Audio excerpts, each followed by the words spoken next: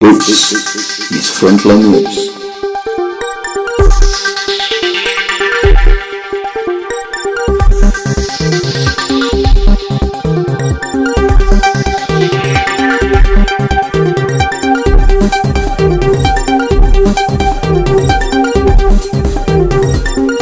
Voice of Siga, a home of hopeful voices.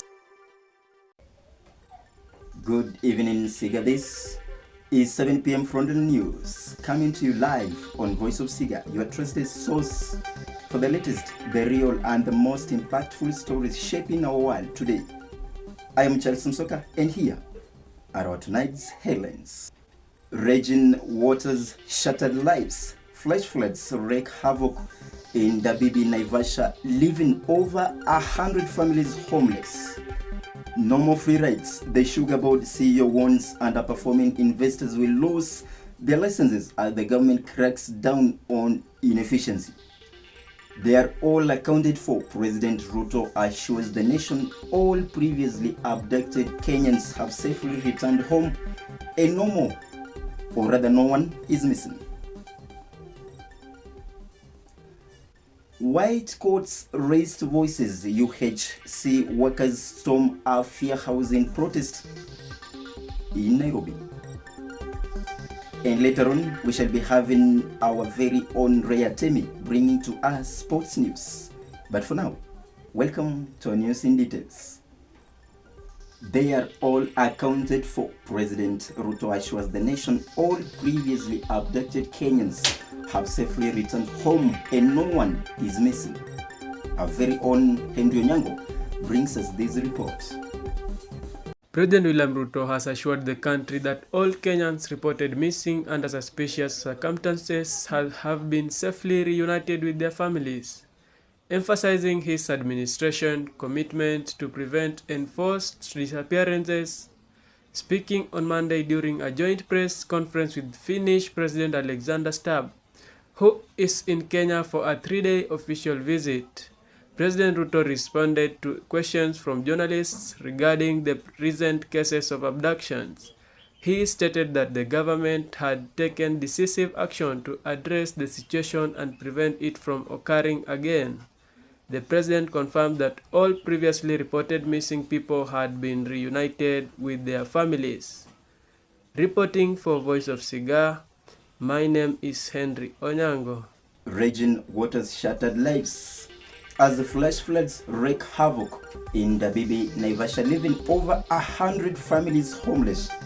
Our very own reporter Patience Muhande with more reports. Sasa maji ambayo yanatoka sehemu za milima na msitu wa Eburu, tuna mito miwili. Msitu mmoja ambao unatoka sehemu za Eburu kule ndani na mto wa pili unatoka sehemu za Mau. More than 100 families in Dabibi, Naivasha were left homeless and forced to spend the night in the cold after flash floods swept through their homes, schools, and shopping centers on Monday night. The floods were triggered by heavy rainfall in the nearby Eburu forest, which sent torrents of water cascading down into surrounding villages. The sudden deluge left a trail of destruction in its wake, washing away property, submerging farmland, and rendering key roads impassable. According to former area member of County Assembly MCA Gathiki Kamanu, the flash floods caught residents by surprise, affecting over 100 households. Reporting for Voice of Siga, my name is Patience Muhande.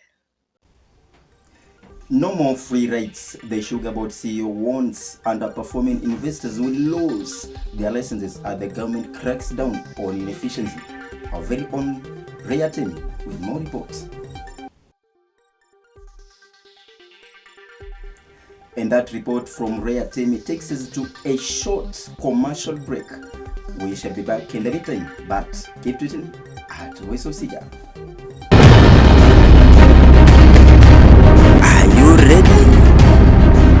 RMS Kenya Media is bringing to you politics, business, entertainment, plus much more including sports. Kindly go to YouTube and subscribe at RMS Kenya Media.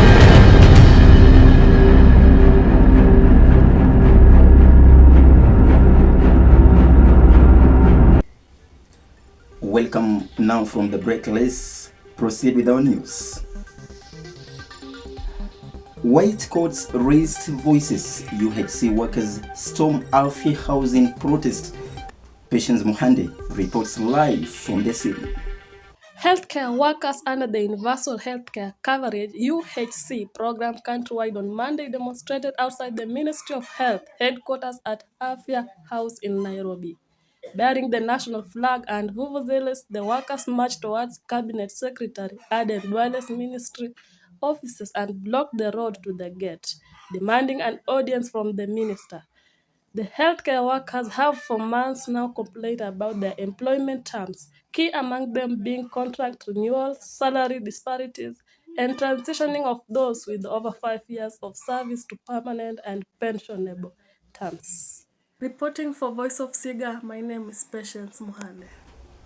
And now, let's get to hear from our very own Atemi Ray, who is giving us the sports news.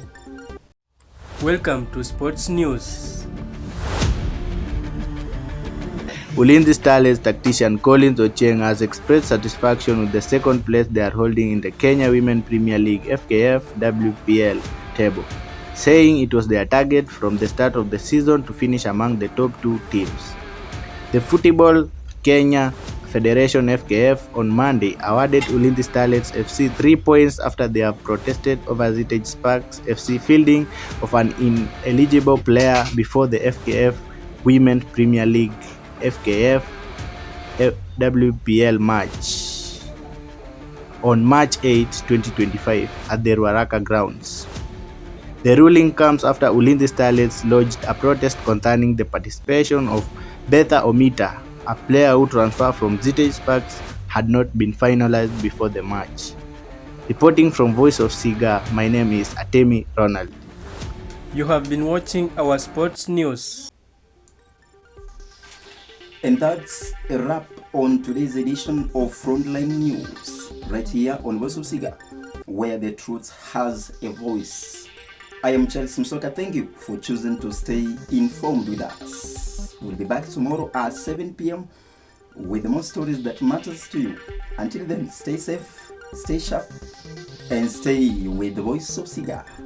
Bye-bye.